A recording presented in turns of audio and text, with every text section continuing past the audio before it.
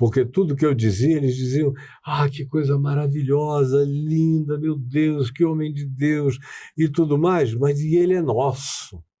Aí eu falei, ele é nosso, é que faz com que eles não ouçam nada, porque sob o argumento de que eu pertenço ao grupo, eles dizem, ele fala por nós a verdade de Deus, que a gente nem quer falar, nem viver, nem encarnar, nem nada.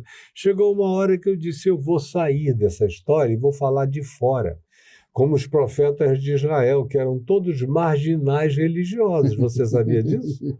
Todos eles, com exceção de Isaías e de Ezequiel, que tinham um pé no sacerdócio.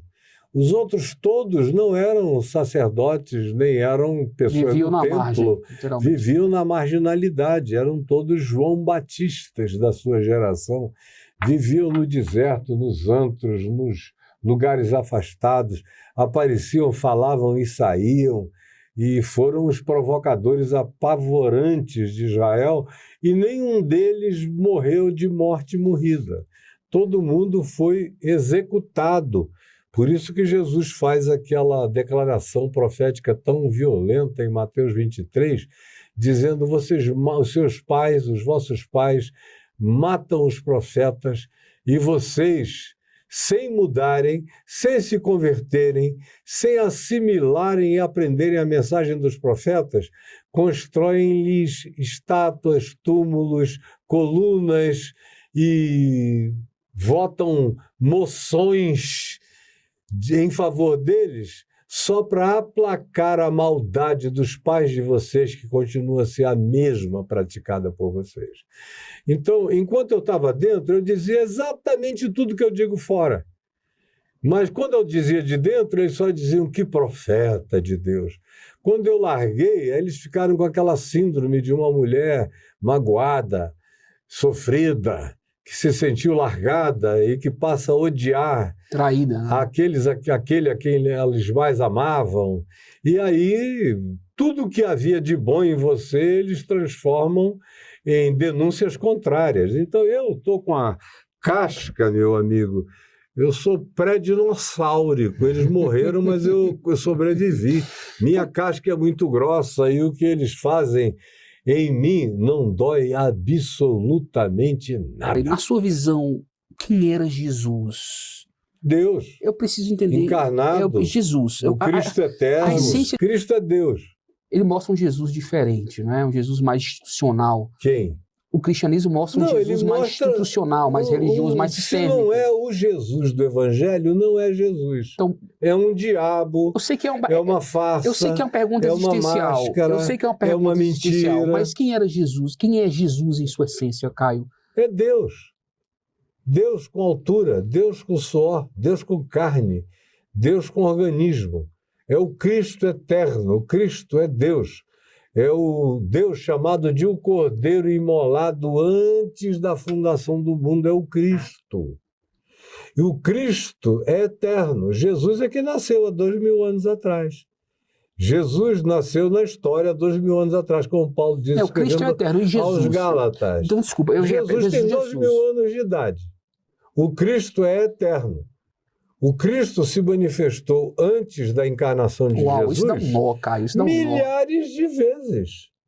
Aquele anjo do Senhor com A maiúsculo do Velho Testamento é o Cristo. O da fornalha era o Cristo. É o Cristo.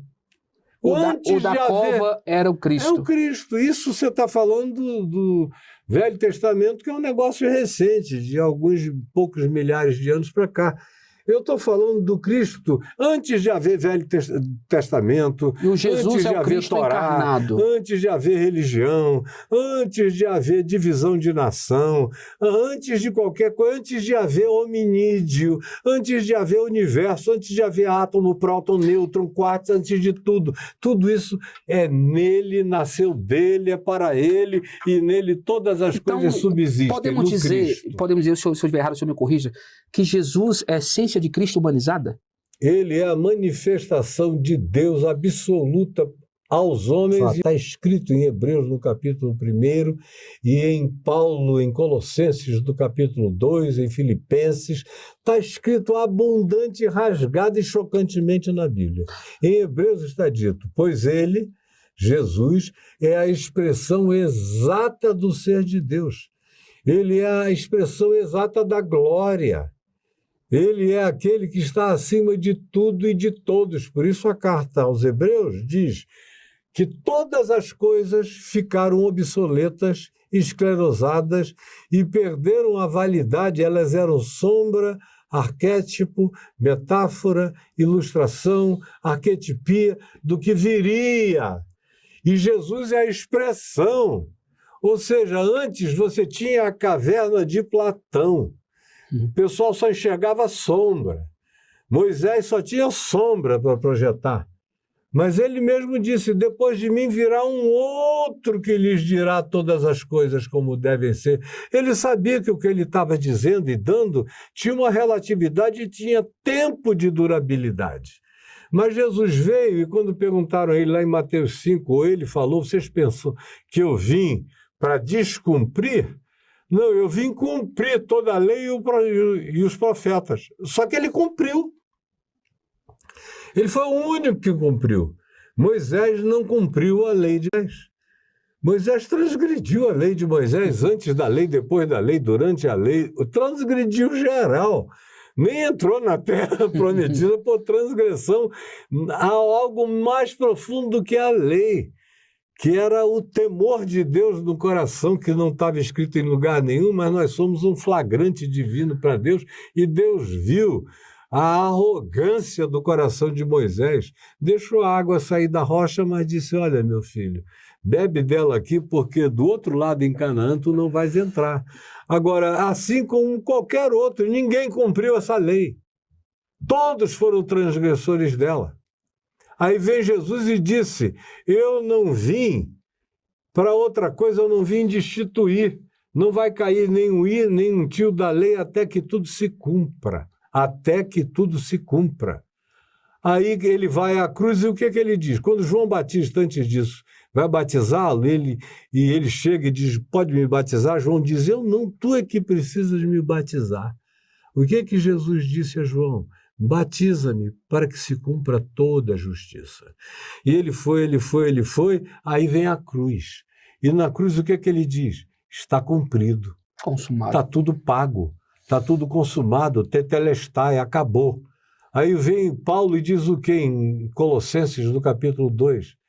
Diz que ele é o cumprimento de todas as coisas e que na cruz o escrito de dívida que havia contra nós e que constava de ordenanças as quais nos eram prejudiciais foi inteiramente rasgado e encravado na cruz, onde Cristo despojou os principados e potestades e os expôs ao desprezo, triunfando sobre eles na cruz.